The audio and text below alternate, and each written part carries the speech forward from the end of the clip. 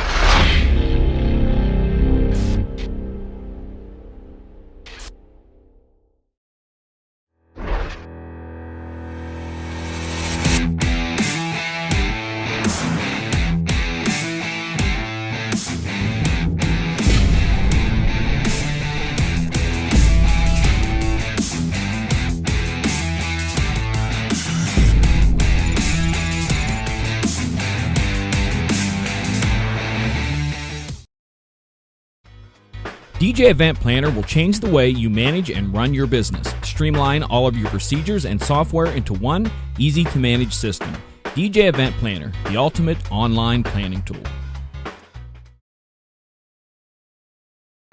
We'll count yours down while we're going live on this channel, and it'll be like awesome. Yeah, like we're on a delay. This is the multi-stream show going on tonight. We're here, we're there, we're everywhere. We're all over the place. Everywhere you didn't want to be, that's where. All right, and I'm ready. All right. Good evening, everyone. And if you're seeing this, that means that you're watching one of the channels. You're watching the new Arnoldo Offermann channel, which is now gear-driven. Yes, gear it first. Gear it first. Gear at first. It's all about gear because Arnoldo is turning over a new leaf. He was going to be, about opera singing, but no, he decided gear was his path. Exactly. To start. By turning over a leaf, this means no more rant shows. It'll be all polished and professional. No more rant shows. Oh, that's funny when you said it. Yeah, no, definitely. Oh, I forgot to turn your mic on here. Oh, yeah, make sure that they can hear because otherwise they're wondering, who the hell is he talking to? I see his... Or not, so the lips are moving, but nothing else. Good thing with the So we're back. We're back at our home bases after a week in Anaheim. Crazy time. Anaheim, if it wasn't for NAMM and Disney, I don't think anybody would ever go there. I don't know. The homeless people in the streets, that's always special. Yeah, oh my God, we saw this girl just urinate. My wife says it's a dude, but there were two qualifying factors that it was a chick, okay? The beard is very confusing, I will say that. Just copping a squat, urinating. Like, all right. Oh.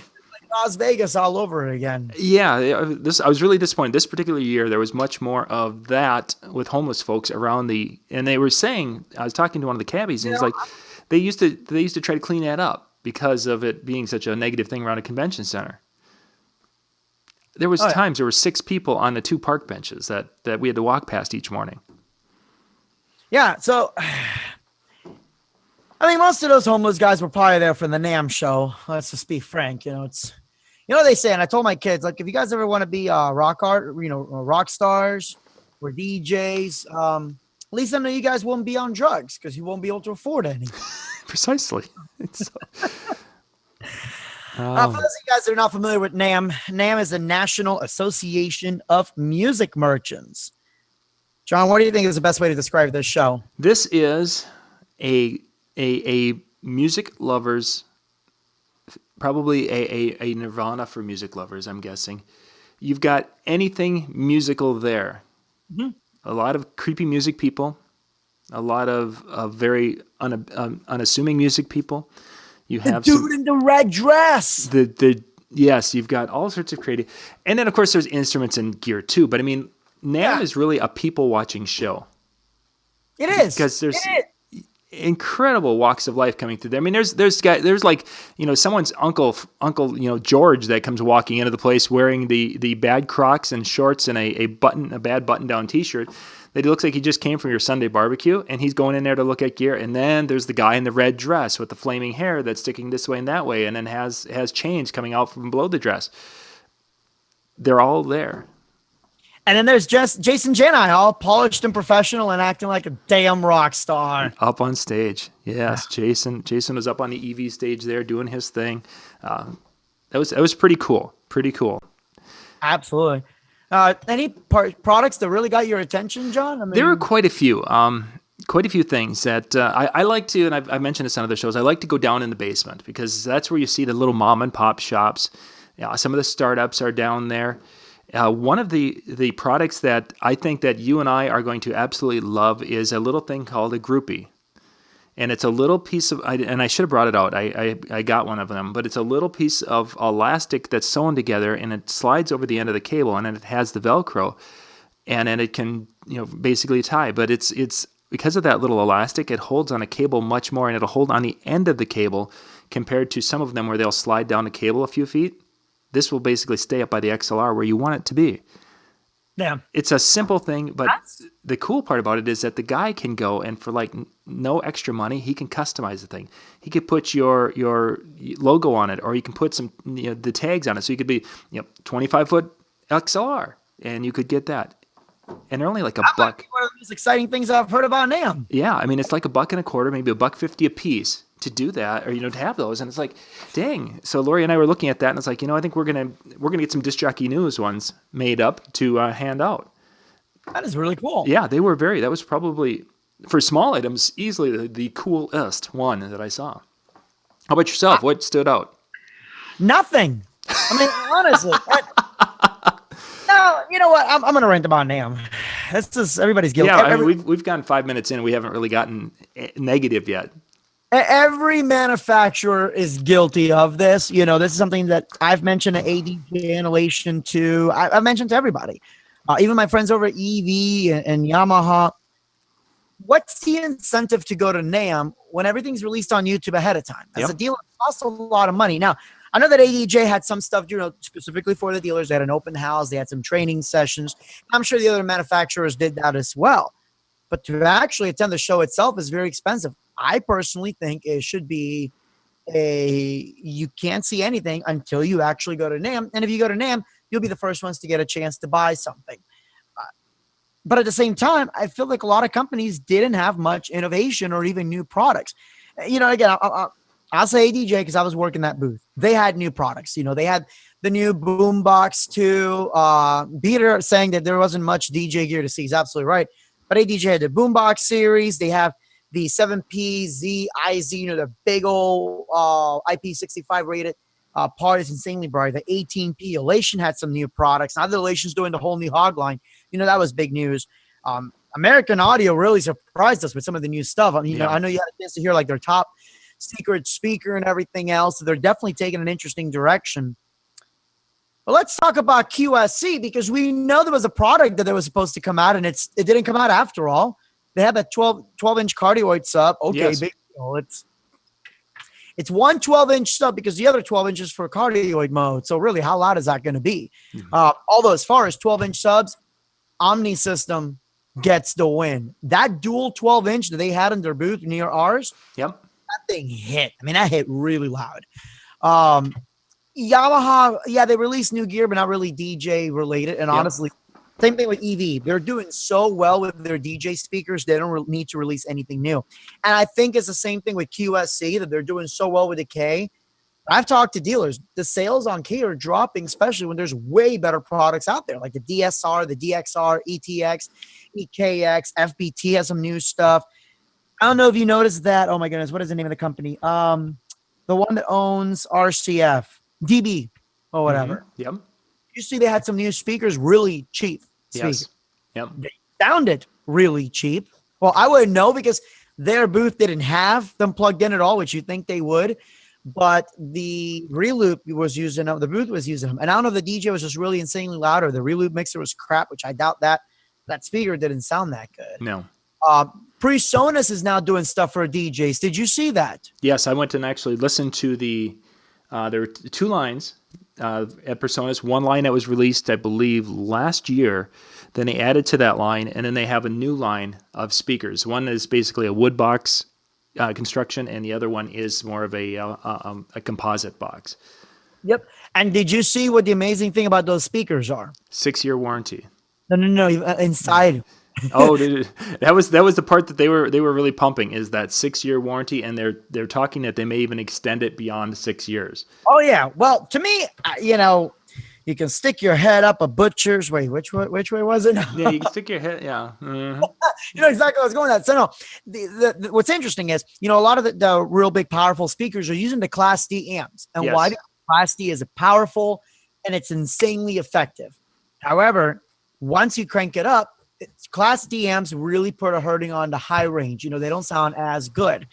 And those guys that are watching that did car audio know that if you're going to go with a good amp, it's a Class A and B, but they take up a lot more power. So what PreSonus did is they did Put it in the top.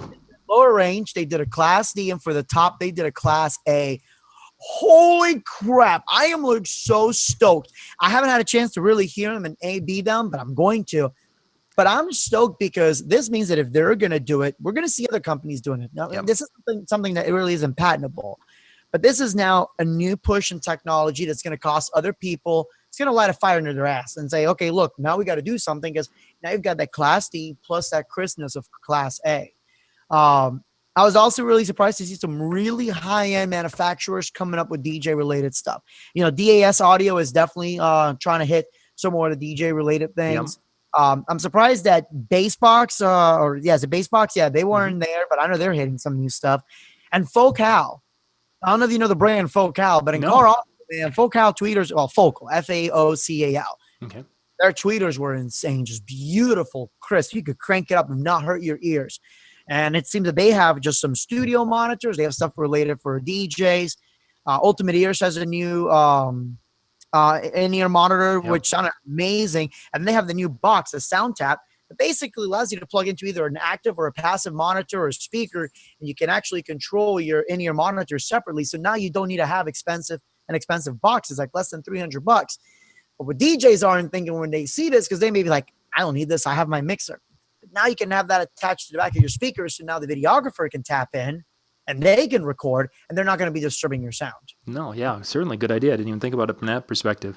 But other than that, John, I feel like it's the same thing again and again and again. It really that was probably my biggest disappointment, is that I'm looking for some of these companies to really, and maybe I'm expecting too much and I need to lower my expectations, but you're looking for something to come out that is like, oh my gosh. I mean, the closest I saw that was really something that was like, wow, that's unique and different was, you mentioned something from Omni. They did something with some trussing that was pretty cool. Yeah, they also had those balls. And they had the balls that were coming down. That was pretty cool. Otherwise, it's a lot of, in the ADJ world, probably the most innovative thing was going over into the American Audio side that had that nice little their new Mini. And it's not that they aren't good products. Don't get me wrong. It's just that, a few years ago when the Ninjas came out, that was kind of a completely different look, and it was a cool light effect, and we were like, "Ooh, hey, that's different." You're not seeing that. You just don't see that out there. And then you combine that with some of the companies that Electro Voice, as Arnoldo said, didn't have anything. So what did they do? They still had a big booth, and they just had performers up on stage. Well, I'm hearing one set of speakers. What happens if I want to talk to other people and I can't because the performer's up on stage doing this? And it's like, I couldn't even do videos in the Electro Voice booth for you guys because there was always, there was somebody on stage every time I was rolling through. Granted, they weren't on all day. But it's like, well, why? The most I saw there, maybe you saw more, Arnoldo, but there were only about 15 people watching a performer on stage. It's like, what would you... Den is another company. You guys have been hearing us talk about some of their products and such. This year, you had to sign up in advance. If you didn't have an appointment, you weren't going to see anything Denon this year. So that's stupid. That is incredibly stupid because the foot traffic is what this show is about. Well, I didn't even know that I was supposed to sign up, so I had to go pull some rank to get you guys a video from in that room. So basically, it's like, okay, here's the deal. And I don't like playing this card, but it's like, you know who I am. And if you want me to do anything, you're going to open the door and let me in, or I'm leaving. Yep. And they opened the door. But we went in there, and the things that we're talking about, any of the controllers, none of them were there. We saw the turntable, their new mixer, and their new player that's the new multi, the media player that they have. That, well, I shouldn't say it will not do video, but basically their new, I can't think of the name of it. Anyway, that's a new family of gear. Pretty cool one, yeah. Very cool, very cool. Ben went through and he did. You guys will get to see that video. Hopefully, Michael's getting that one edited. But it's incredible. But that's all they had. Yeah. It's like, how can these companies spend between $50,000 and $100,000, and that's the best you're going to get from them? It makes me completely befuddled. Because these same companies could go and take that $50,000, they could take $10,000 of it and tell the video crew to go shoot an awesome video. They could make the other $10,000 and put between Facebook and YouTube ad revenue, and they could reach 100 times the number of people. Yep. Because I think most of the innovation really came from the lighting company. I mean, like you said, it's unfair to expect everybody to come up with a crap load of new products. It's not LDI. It's really not that major of a trade show. But, whether it was ADJ or, even Chauvet, Omni Systems, Blizzard, everybody at least had 2 or 3 new products that were out. Yeah. I can tell you from, helping out in the ADJ booth and stuff that the big part of NAMM was getting a chance to go one-on-one with the dealers, one-on-one with the reps, connecting, new up and coming dealers with their reps, answering questions. But I can tell you that if we got rid of all the end users, that show would be at least 60% smaller. Oh, easily. There were so many end users. And guys, we don't hate end users, but there's a day specifically for end users. But I've said this before, and I want to say it again. It stands for National Association of Music Merchants. If you want a dealer to be fully knowledge on the products that they're selling you and give you the best rate possible, you need to get out of the way so the dealers can actually get the questions answered. So when you've got a line full of people, as happened in a lot of booths, and the dealers can't get the answers that they need or buy the product that they need because user is asking about a $50 light or $50 headphone or whatever the heck it is from whatever manufacturer, it's really hard for the manufacturer or the dealers to be able to give you that value because there are users in the way, which is why Sunday is end user day. But there were end users all multiple days. Yeah. Again, it's not that we hate end users at all. And my opinions do not reflect that of those of the people that I work with. But I got to tell you, it really is hard when I have a dealer asking, hey, I've got multiple clients asking about, the Airstream update. Sure, no problem.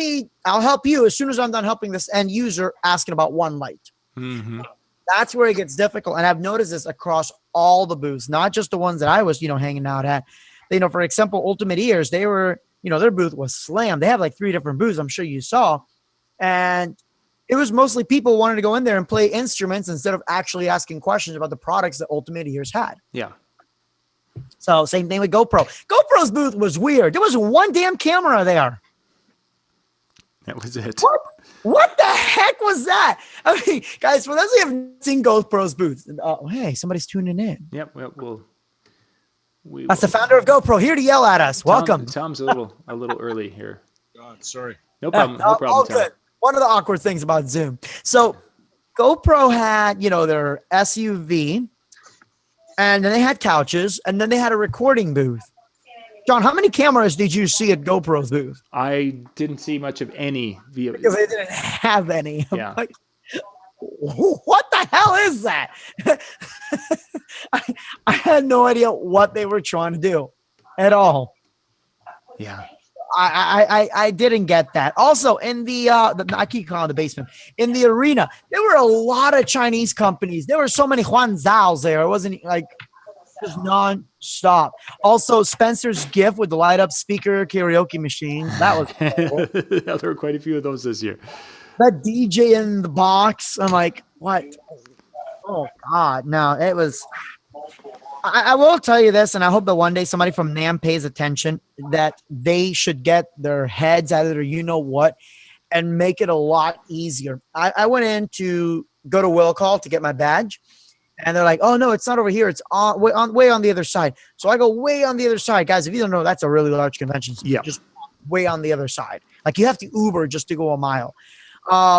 I went there and they're like, oh no, it's the other side in between. I'm like, are you kidding me? So I go there, like nobody had any idea where will call was. When I finally got my badge, the guy's like, yeah, just go through these doors. Then I get almost tackled down by a security guard. No, you can't go that way. Who the hell told you? Like, your buddy just told you. Oh, I don't know. I'm new here. I'm like, just terrible. I don't know if you had that much of a bad experience picking up badges, but it should not take an hour and 45 minutes to get a badge. No, our pickup was great, but if we didn't go through the right doors in the morning, oh, I'm sorry, your badge can't go in until da da da da da. Whatever, 10 o'clock, and it's like, so the Friday morning, it's raining, and it's raining pretty darn good by the time Lori and I get there, and we get there, and it's 8 minutes to 10. 10 o'clock is when the door is supposed to open. I'm sorry, sir, your badge is the wrong color. You need to go back outside. You need to exit the building now. It's like, dude, it is pouring out there. I'm sorry. It's like, okay, so if I would have walked around the stupid building and gotten over to the other door where the media can, yes, but it's like, I'm not even going in there. I'm in the lobby area. Yep. It was also a little bit louder this year than last year, but it wasn't anywhere as bad as Mobile Beat or DJ Expo. Yeah, definitely. But there were times, even as we're shooting the video, you guys probably heard on the Instagram videos, there were times where the microphone was basically being pushed to its limits, even over my talking. Yeah. And it shouldn't happen, but you have a company where ADJ's got their booth here, and then you've got somebody pointing right directly at them with speakers. And they're thumping along, and then someone from this side is thumping along, and yeah, it's a little frustrating. Then you go down into the musical instruments area. I love going through and seeing the drum kits, and I love seeing the guitars and different things. Lori and I are walking through the guitars. We were going to do a live stream from the guitar area because we had a decent signal. Verizon, thank you. We had a decent signal, and we were going to do that. And I'm telling Lori, it's like I'm looking at the little. I've got an app that'll show me how much mic noise is being picked up, and the thing is pegged red, showing me that the phone is just being overdriven with all the sound with the little Rode lapel mic. It's like, we can't go live. No one will hear a thing we're saying unless we stick the thing, almost eat the microphone, and then it's going to be distorted. Absolutely. Every booth, there's somebody, bass guitar, and they're doing their thing and going back and forth, and it's like, oh. And half of them are not that good. It's the same riff again and again and again. It's somebody's old guy uncle there with a bad ponytail, and he looks like he's had just a little bit too much marijuana, and he's up there and he's trying to do his Smoke on the Water guitar riff, and it's like he's not that good at it. But that's what's every other booth is like, got that riff going, and then there's the other ones who they think that they are a musician and they're creating their own unique riff that they're playing, and it's like, oh dude, that just sounds like dump, and that sounded like dump.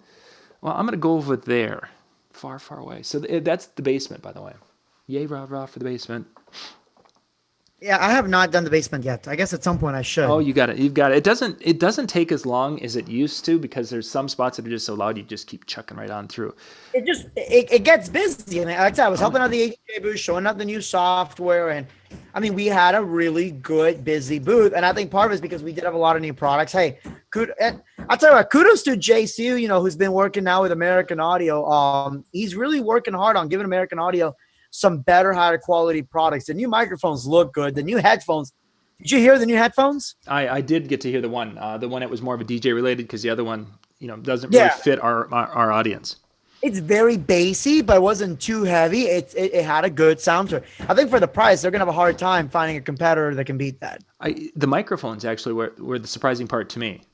Yeah, the quality of the microphones in that price range is like, goodness gracious. We whine about the the mic drop thing is becoming such a big thing. There's a temptation. I would actually run the XL wire because the quality of that element in the top of the line one is really, really good. It's like, goodness, that sounds good. Well, the wireless one is going to be a karaoke guy's dream come true because they're cheap enough that if you drop them, it's not a big deal. But it actually has a sum out. Did you see that? You have your 4X outs and you have one sum out, so you can hook it straight. Like if you guys are doing a ceremony, you can hook this system with 4 microphones. And it only needs one line out, and it's got individual knobs for each one. Yeah, so, that's incredible. I was surprised because I saw the initial picture. I didn't realize the sum out was there. So it's like, 4 lines out. Well, geez, my controller only has 2 mic inputs, and I want to use one for me. And then the sum out is a 1/4-inch jack. How perfect is that for my Denning controller, as an example? Plug right in. Yes. Bing, bang, boom. So So I found that to be pretty exciting. Audio Technica's got not a lot of new stuff, but they've got a new, as far as their DJ headphone series and studio reference series, they've got some new stuff out. And I've been pretty happy with my Audio Technica stuff. That's what I'm using right now as a microphone. Yeah. I'm excited to see, what they're going to be releasing, come Mobile Beat and come soon enough. They had new stuff. Yamaha is always impressive just because, again, if you guys are into NAMM, Yamaha isn't even part of the main show. They rented the entire Marriott downstairs. I don't mean one room. I mean the entire downstairs of the Marriott is all Yamaha. But that's keyboards, guitars, or instrumentation and such. I went in there and I could not find. I found John, our good friend John Schauer. He was there, but I was looking for, some speakers or even some of the little mixers that we use for live sound and such, and I didn't see the stuff. Now maybe I just missed it. Say that again. I'm sorry. The little MG series mixers that they introduced a couple of years ago. I was looking for see if there's anything new in that, and I just did not see anything in there. No, and actually, I had the pleasure of talking to David Hatmaker, and I can't, he's one of the developers of the DXR series from Yamaha's. And obviously, I don't want to say too much of what we talked about. But like, for example, their TF series, which, goodness, their TF, like iPad control mixers, less than $1,700. You have Dante compatibility, 16 outputs. I mean, just an incredible, or 16 inputs, an incredible mixer for the price. And we had talked about why you can't, why they haven't made something smaller, maybe something like the AG06. Is that the one I'm using right now? I have like 3 or 4 of these guys. Yeah, the AG06, but in the TF series. And, he basically he gave me the reasons on why they've made it as, that they can't go much cheaper than they're doing right now. And basically, Yamaha has the stance then that if we're going to cut corners, or they're going to cut corners, they're not going to do it. Right. I think that's why we may not be seeing too much in the AG series, because anything bigger than the AG, you're looking at something like their MG series or their TF series. So it's kind of weird that it jumps from like $129 to $1,400. There really is nothing in between that wouldn't make you say, well, I'll just spend a couple $100 extra and get the TF series. Yeah. So, funny enough, somebody here's some of the comments on your channel. Mark says, "Wow, NAMM sounds kind of corny, though." I don't know if I call it corny, but yeah, disorganized. It really is. Yeah, disorganized. Definitely part of it. I mean, there could be a lot of things, and part of that's NAMM themselves. Part of it is the convention center. Part of it's the event. Explain this to me. Why is Chauvet, Blizzard, and Elation in one area, and then you just go way to the other side, and then you have the arena with the other lighting companies? I've never understood exactly who benefits the most from that kind of a configuration. Is it something that by being not in the arena that Chauvet and an American DJ, ADJ, they do better out there? Because you put them in that arena. You definitely do better not being in the arena, but the arena is dark. So you can show off lighting a little bit more.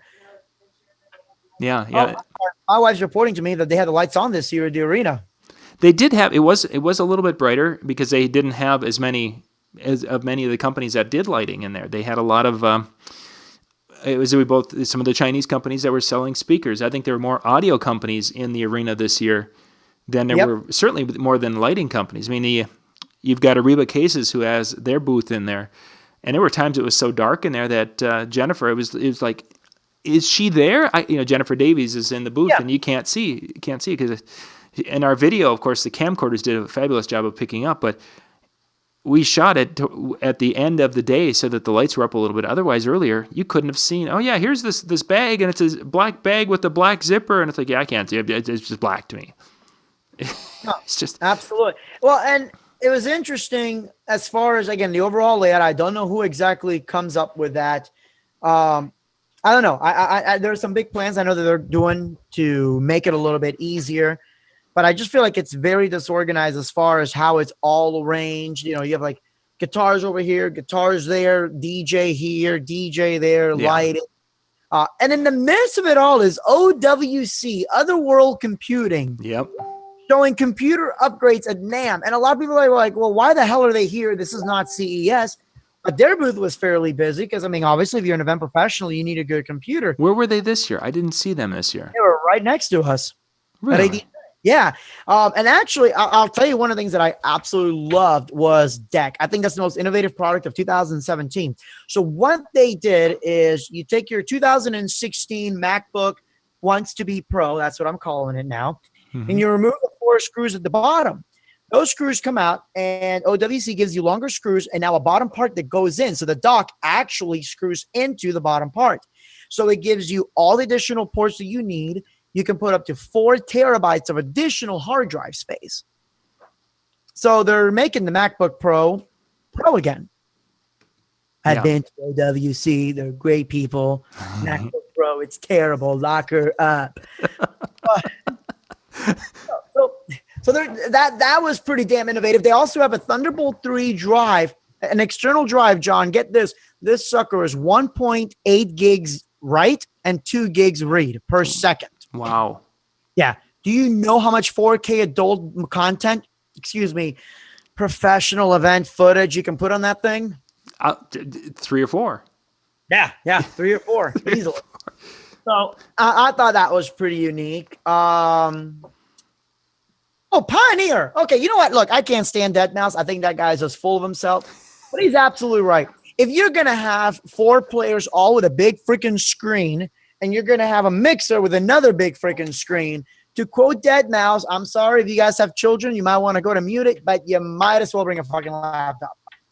Yep.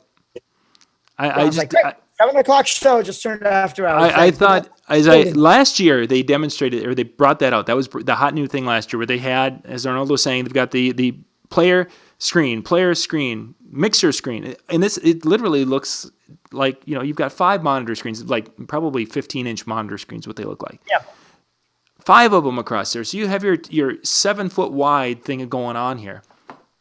I thought last year that was just like somebody's bad idea, and they were going to dump that thing like a bad idea should. But no, it was front and center again this year. I thought this was this is how ridiculous this USB thing is getting. And no, this is a real product. Yeah. I was like, no. Okay, and I get it, right? You're not going to see a Pioneer S9 Mark II anytime soon. Why? Because they're still making money out of the S9. So why the hell would they put a revision to a popular mixer is still selling? So I totally get that. But really, the only thing that you have is the SZ2. And I have no idea what the hell the difference is between the regular SZ and the 2. I don't know either. And nobody would know because Pioneer had like 2 people at their booth. Did you see any Pioneer people at all? Oh, I saw Jay for a few minutes. It's like they're only, I shouldn't say that because of knowing the marketing, some of the marketing people or knowing of them. Yeah, I knew they were there, but I didn't. Nobody was walking around. Like I sat there trying to find somebody. I wanted to do a live stream. Nope. Nobody at all. That's exactly what I. So what's interesting is that for those of you, if you go out, the units we're talking about are very similar. I'm more familiar with the Denon product because that's what Ben walked me through. The Prime series is what it was, and it's the SC5000. I found my notes on it. The SC5000 is basically similar to what the Pioneer is using with that 15-inch monitor, but the Prime series, the SC5000 has the screen and everything is controlled by the screen. And that was their biggest push. Basically is that you have everything you need in that little screen. So it's basically the table, what have you, your stand, this little player, what have you, and then it's wide open. So you can be, there's nothing between you and your audience. And that was, oh my goodness, the number of times that was said during our interview time. It's interesting, the strides that they're going through to try to get that opened up because of people not wanting that laptop in front of them. And yet Pioneer has got the look. So I didn't even write down the name of the product, but the ugliest product of the year has got to go to that Gemini controller, not the Ableton one. That's unique. But the one that was next to the Ableton controller. Do you know which one I'm talking about? Oh, crap. I think I did You know which one I'm talking about, right? Yes. That thing was hideous. There was a couple of controllers out there that were like, were they not thinking? I'm trying. Is it the SDJ 4000? Oh, I don't remember. Yes, it's the SDJ 4000. Hang on one second. I got to do a screen cap here. So if you guys are on mine, you can at least see what I'm talking about. But the SDJ 4000. John, I don't know if you can screen cap. Show them that too. What the hell is this thing? Yeah, I The don't. wheels are small. The buttons look like they stole them from, I think, maybe Real Loop. But it was such an awkward. Oh, probably you guys are about to see me, Michael Vick, this dog. Hey, the thing is huge. That's a freaking tank, and not in a good way. I don't know what the hell that is. That made me sad. Yeah, you guys will have to pop out and take a look for that, because DJ Tech Tools and a few others have got it. I don't know if we've got it on ours. Hopefully Gemini's not an advertiser. They are. Yeah, it's the reality of the situation, though. And no, Gemini isn't an advertiser for us. And they had the Ableton controller was ugly, but it was innovative. I'm like, okay, you know what? This is actually really flipping cool. I'm actually considering it for video mixing. Not like at an event, but as far as editing videos. That controller was innovative. And you can always expect something innovative from Gemini. You can, because Gemini really had a lot of products that we use now first. Yep. The IP, that thing was, huge. The Cortex, what everybody now calls Record Box, technically Gemini had the first reincarnation of that. But that controller is hideous. I think one of the reasons why Gemini is so quick with getting things out, we'll call it, is I almost feel at times that they just jump and run things to market. It's cheaper for them too. Without the quality control and different things that you may see from other companies. And that's the good and the bad. I mean, when I was a younger DJ, I bought quite a few Gemini things. I don't know of any of them that lasted over 3 months at that time, because I was buying cutting edge technology that wasn't proven. And one particular dual CD drive player was the first one out there that was under $500. I bought the thing as soon as it was available, and I think one side never worked. And after sending it back 2 or 3 times, you get what you get. Yep. Real quick, somebody, Tristan Harper just commented if there's any new and good battery power PA systems. I can tell you the American Audio side, the ELS 15 Go BT was huge last year. John, I think you used that one too a couple of times. Yep. Did you see the lightweight version of it? No, I didn't. It was literally right next to the other speaker we can't talk about yet. Mm-hmm. This light, when we picked it up, I didn't think there was an amp in there. That sucker is super light. Pretty much identical. They got rid of some of the fluff like the FM radio. Who cares? Yeah. There's also the ELS 8 Go, the second reincarnation, which is a lightweight version. It comes with a wireless microphone, which didn't sound bad at all. But it's only a 50 watt as opposed to 100 watts. So it's better for smaller parties. It has that light up cone, the speaker cone, which. If you guys go out to my Instagram page, you guys can check out that, or Facebook had it there too.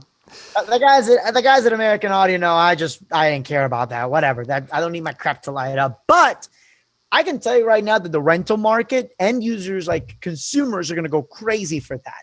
So I'm thinking, we may pick a couple of those up and rent them out to people, because there's people like my wife that are having just like a get together and they want to do karaoke. Well, this thing has little lights built in and has your wireless microphone and Bluetooth This is awesome, Yeah.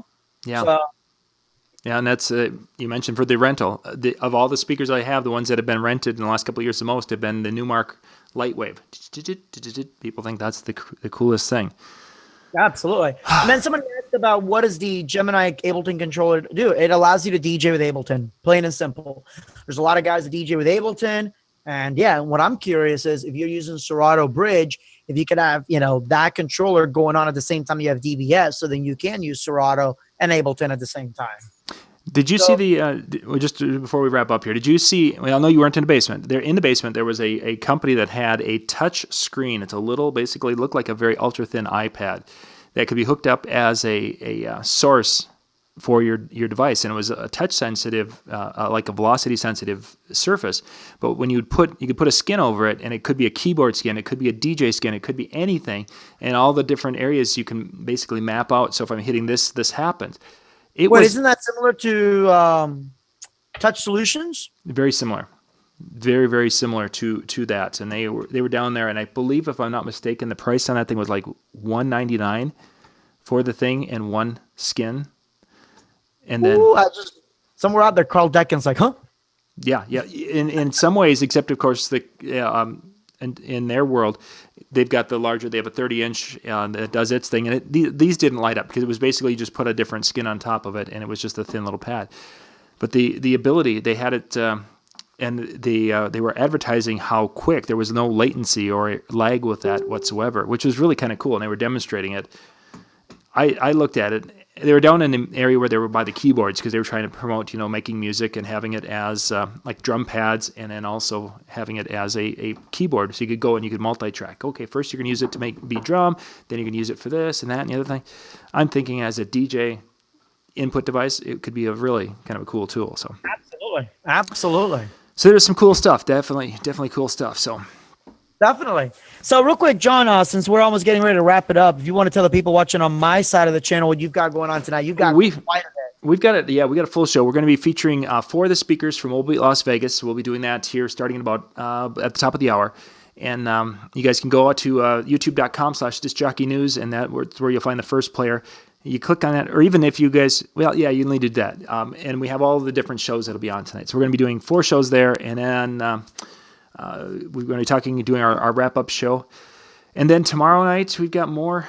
We've got Ben Stowe with his top 10 things from NAMM, which is always interesting because Ben digs into and he finds things that I didn't even know existed.